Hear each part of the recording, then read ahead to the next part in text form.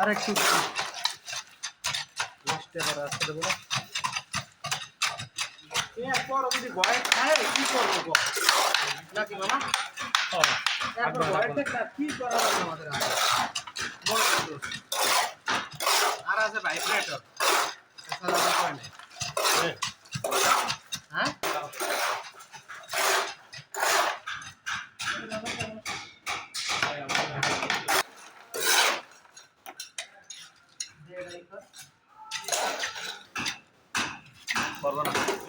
কি করবে না একটা দুইটা তিনটে এখনো আছে